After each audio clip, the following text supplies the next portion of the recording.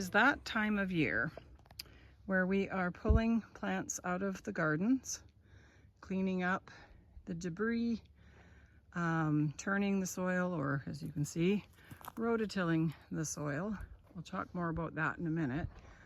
But we are putting down cover crops and covering them with straw and getting most of the garden ready for winter. The growing season is pretty much done. Some stragglers hanging on for the last few days, but other than that, the growing is pretty much over with. So while we are busy getting things clean and tidy and prepped for winter, we are also getting beds ready to plant garlic. So before I talk about the garlic though, I'm going to talk about the tilling and why it is sort of a controversial thing to till or not to till. When we very first had this area cleared, we got the rototiller and it enabled us to break up very, very hard packed, untouched previously soil and actually get a fork into it and be able to grow. However, we then decided to adopt a more popular and what some would say sustainable permaculture type of method, and we did not use the tiller. But there are two realities. Number one, we have extremely hard clay soil, and we are also getting older every year, and hand turning hard packed clay soil is just no longer something that we can really do. And I think that as long as we're keeping the tiller at a fairly shallow turn or shallow dig, you know what, it is better than the alternative, which is to not grow anything. So we use the tiller in the beds, turn the soil, go through.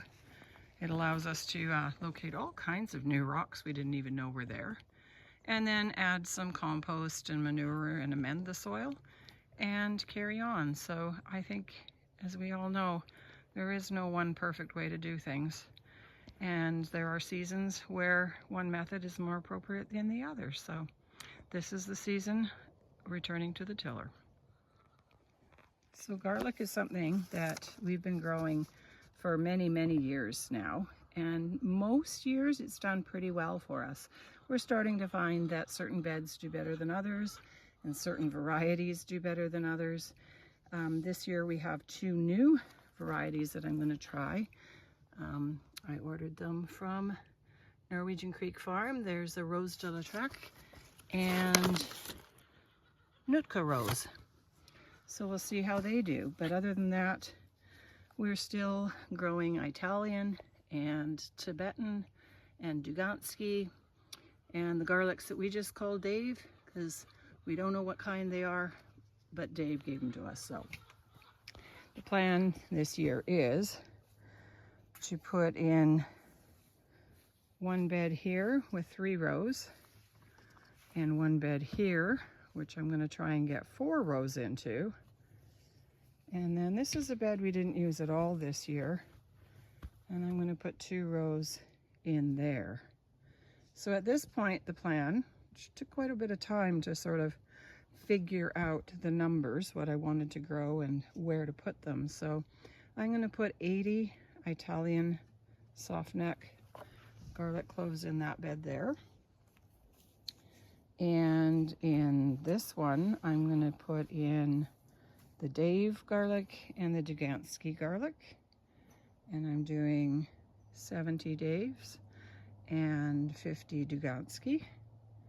And then this bed up here with the 4 rows is going to have the Rose de la Trek, the Nootka Rose, and the Tibetan.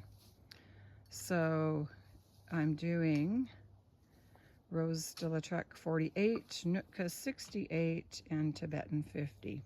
So that's a grand total of 366 garlic cloves.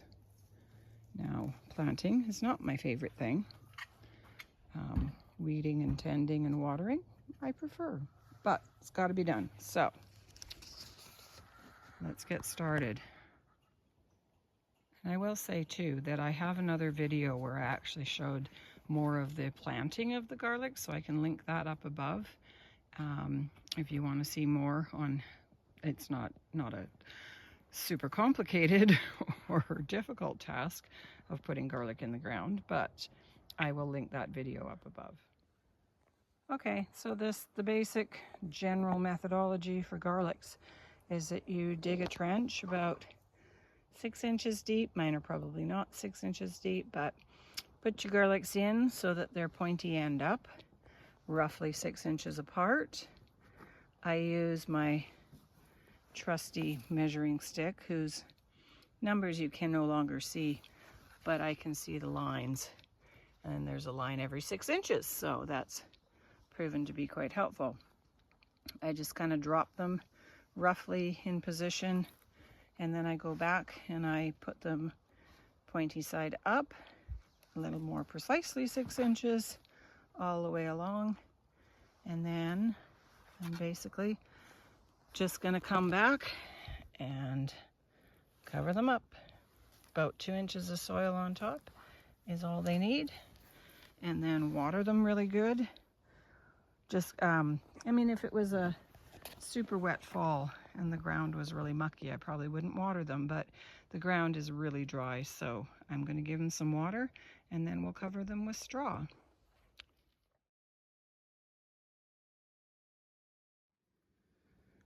All right, the garlic is all in, but I did go and change the planting plan slightly, so this video portion is more for me than anything else to remember what I put in. But in this bed, I have 50 Giganskis on this end, and this bed up here, I have 48 Rose de la Trek. And then in this middle portion, I have 50 Tibetans.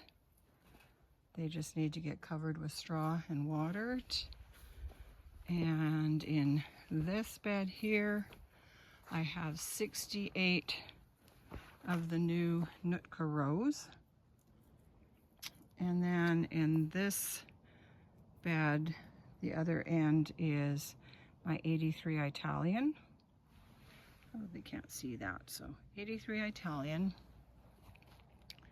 I think I said that was Giganski up at that end. And then coming across to this end, this whole entire bed is 70 Dave garlics. So Dave's not here. 366. Whew. So now they just, like I said, need to get the straw put on and watered in a little bit. The rest of the beds have pretty much been turned and have cover crop underneath straw. Usually the very second we do this, the birds all come out go crazy trying to eat the seeds. But anyway, the one bed that still needs to be closed up, well, I guess it's actually 2 beds. See if I can just get in here.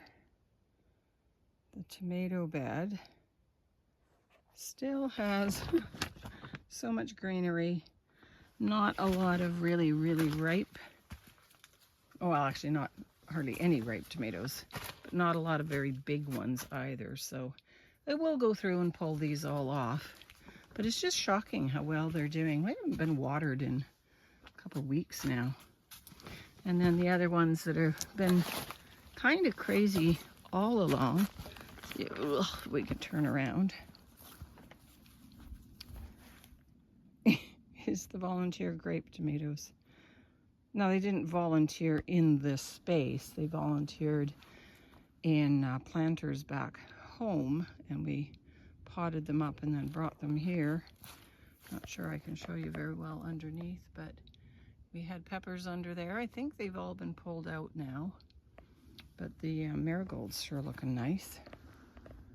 The grapes have all been trimmed within an inch of their lives. See how they do next year. So the vegetable beds just get their plants pulled out, and they get tilled if they need it, raked, cleaned up, and the cover crops put on them.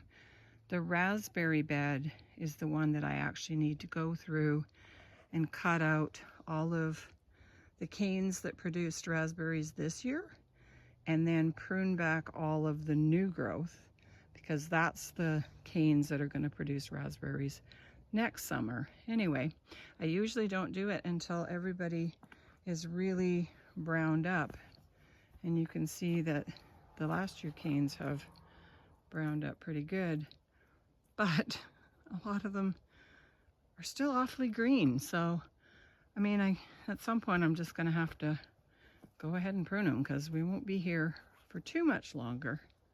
So that might be my last task. After the garden's all done and we're just about ready to head back home for the winter, these guys are going to be going next door. They're going to have a brand new home and carry on laying eggs for our neighbor. So that's kind of fun. So that's the end of this video. It's pretty much the end of this growing season for 2025 here at Left Field. I think that the next garden video will probably be in the spring, when we come back and have a look and see how the garlic is doing. See if they survived the deer is the biggest thing. And that's about it. So thanks for watching. If you liked the video, hit like. If you want to see more, hit subscribe. And otherwise, we'll see you on the next one.